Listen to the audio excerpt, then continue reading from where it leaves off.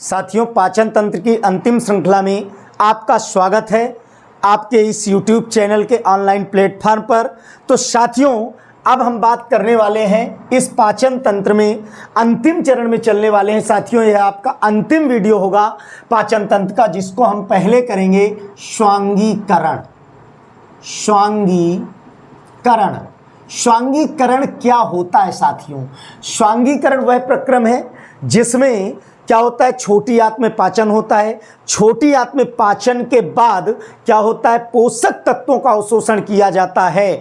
और जब पोषक तत्व रक्त द्वारा अवशोषित कर लिए जाते हैं तो वो कहाँ चले जाते हैं? कोशिका में चले जाते हैं या उनका हिस्सा बन जाते हैं। बस इसी प्रक्रिया को श्वांगीकरण कहा जाता है। तो होता क्या है श्वांगीकरण में? श्वांगीकरण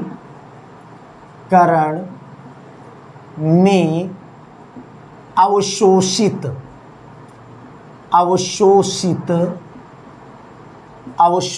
श्वांगीकरण में अवशोषित पोषक तत्व, अवशोषित पोषक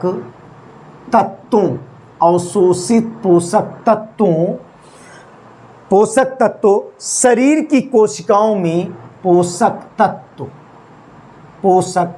तत्व शरीर की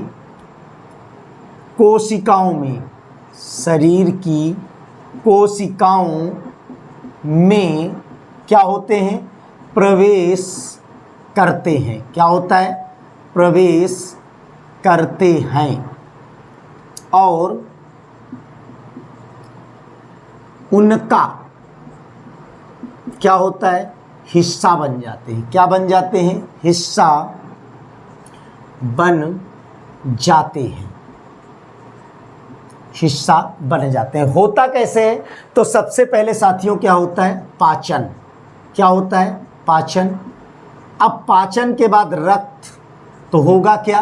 रक्त अवशोषित करने का कार्य करता है। किसको? पोषक तत्वों को। और कहाँ पर पहुँच जाते हैं? तो हमारी कोशिकाओं में। कहाँ पहुँच जाते हैं साथियों? कोशिकाओं में। अब उसके बाद आता है बृहदात्र। क्या आता है? बृहदात्र, जिसको क्या कहा जाता है? बड़ी आंत। क्या कहा जाता है? बड़ी आंत भी कहा जाता है।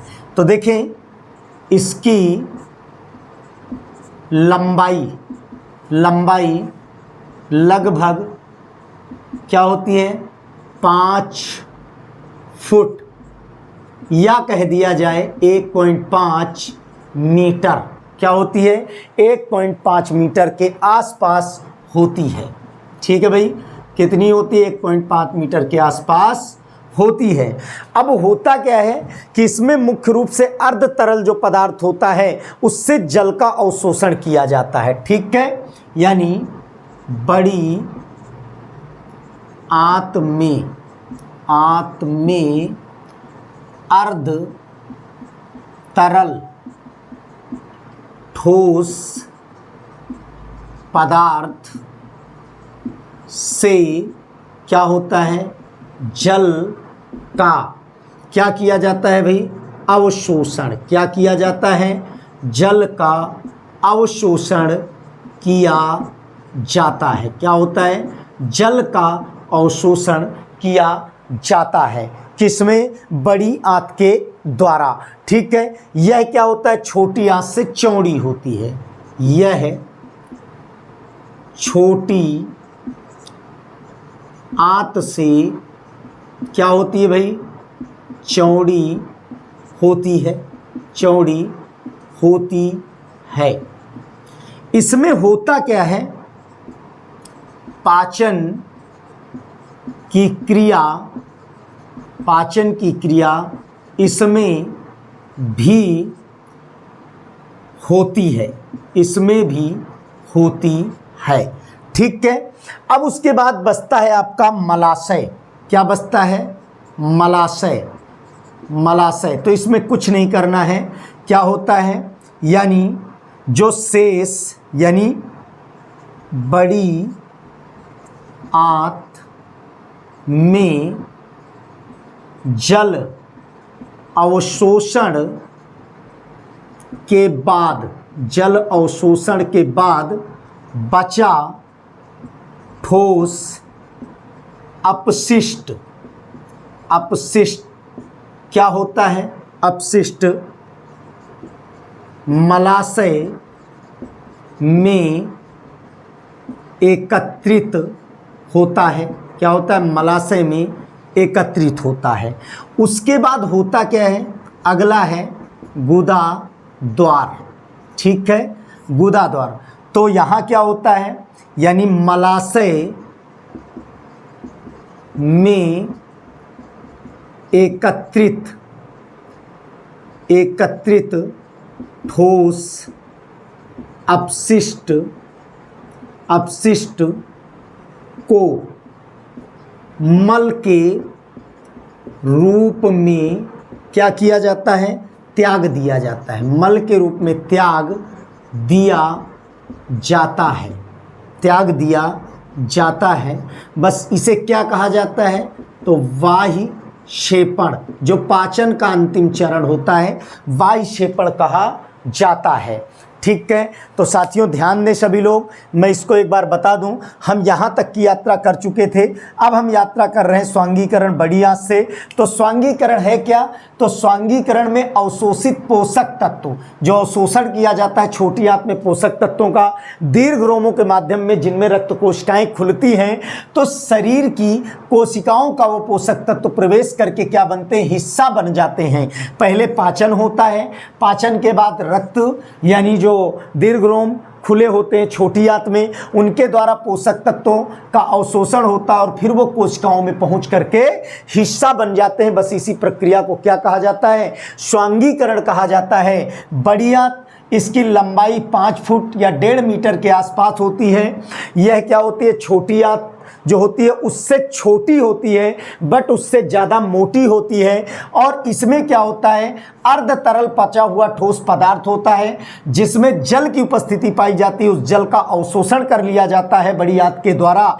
अब जब अवशोषण कर लिया जाएगा साथियों, तो बचेगा क्या? ठोस अपशिष्ट बचेगा, जिसे हम मल कहते हैं। यह छोटी आंत से चौड़ी होती है। पाचन क्रिया इसमें भी होती है, लेकिन होता क्या है? बड़ी आंत जल का अवशोषण कर लेती है, तो बचता क्या है? अपशिष्ट ठोस पदार्थ बचता है। और मलाशय जो आप देख रहे हैं, मलाशय में क्या होता है? अवशोषण के बाद ये ठोस अपशिष्ट जा करके क्या होता है? एकत्रित होता है, संग्रहित होता है, भंडारित होता है, और अंतिम में मलाशय में एकत्रित ठोस जो होता है मल के रूप में क्या होता है? त्याग दिया जाता है गुदा द्वार के द्वारा, जिसे क्या कहा जाता है साथियों? बाह्य क्षेपण। मैं यहाँ फिर बता दूं कि स्वांगीकरण, तो मैंने कहा स्वांगीकरण में अवशोषित पोषक तत्व शरीर की कोशिकाओं का क्या करते हैं? प्रवेश करके हिस्सा बन जाते हैं। यानी पाचन, पाचन के बाद रक्त अवशोषण का कार्य करता है पोषक तत्वों को, और फिर उसको विभिन्न कोशिकाओं में शरीर में भेजा जाता है। बड़ी आंत मैंने कहा इसकी लंबाई 5 फुट होती है, 1.5 मीटर के आसपास होती है। यह क्या होती है? छोटी आंत से छोटी लेकिन मोटी होती है। और होता क्या है? इसमें भी पाचन आरंभ रहता है, जारी रहता है साथियों, और मुख्य रूप से इसमें अर्ध तरल ठोस पदार्थ होता है। तो बड़ी आंत में अर्ध तरल ठोस पदार्थ से जल का अवशोषण कर लिया जाता है, और बचा हुआ ठोस जो अपशिष्ट होता है वो मलाशय में चला जाता है और मलाशय में संग्रहित होता है, और उसके बाद गुदा द्वार द्वारा उसका बाह्य क्षेपण कर दिया जाता है साथियों। तो इस तरह से गुदा द्वार यह आपका है बाह्य क्षेपण, जहाँ से मल के रूप में त्यागा जाता है। यह आपका मलाशय है, जहाँ अपशिष्ट पदार्थ एकत्रित होता है। और उसके अलावा ये आपकी संपूर्ण बड़ी आंत है, जो इस प्रकार से रेड कलर से दिखाई गई है, जो बड़ी आंत यानी कोलॉन कहलाती है।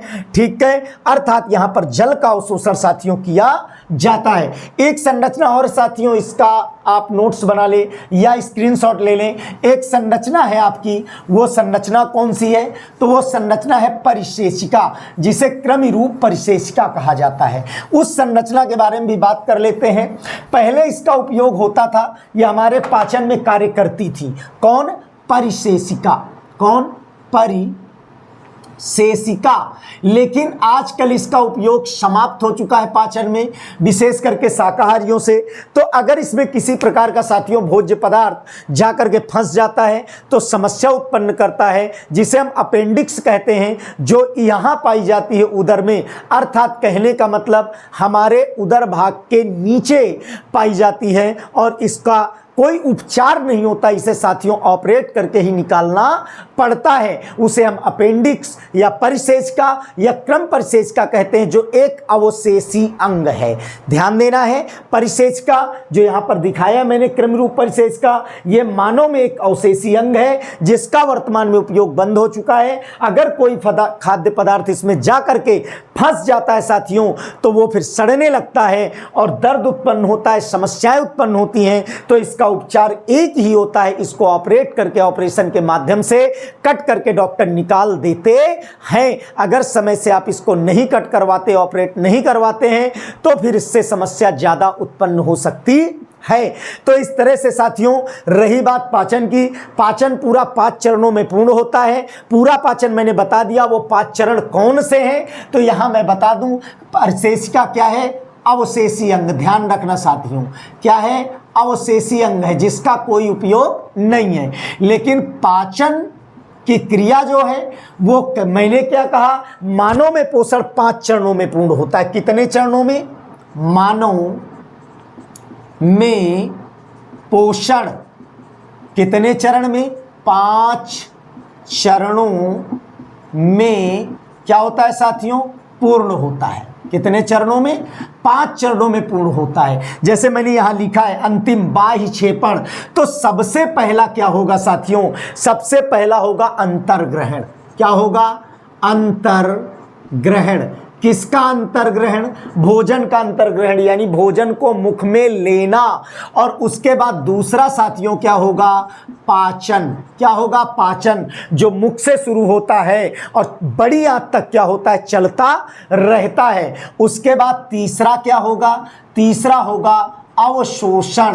अवशोषण कहाँ होता है? छोटी आंत में होता है साथियों, यानी रक्त कोशिकाएं खुली होती हैं जिन्हें दीर्घरोम कहते हैं और पचे हुए भोजन से पोषक तत्वों को ग्रहण करती हैं। और चौथा आपका साथियों क्या होगा? स्वांगीकरण। अभी मैंने परिभाषा भी लिखी थी स्वांगीकरण की, कि स्वांगीकरण वह प्रक्रिया है जिसमें अवशोषित पोषक तत्वों को शरीर की कोशिकाओं में प्रवेश किया जाता है या प्रवेश होता है और वो हमारी कोशिकाओं या शरीर का हिस्सा बन जाता है। और 5वां साथियों आपका क्या होता है? बाह्य क्षेपण, यानी मलाशय में एकत्रित संग्रहित अपशिष्ट पदार्थ को मलाशय से गुदा द्वार में पहुंचाया जाता है और वहां से इसका क्या कर दिया जाता है? बाहर त्याग दिया जाता है। बाह्य क्षेपण यानी बाहर त्यागना या बाहर त्यागने की प्रक्रिया ही बाह्य क्षेपण कहलाती है।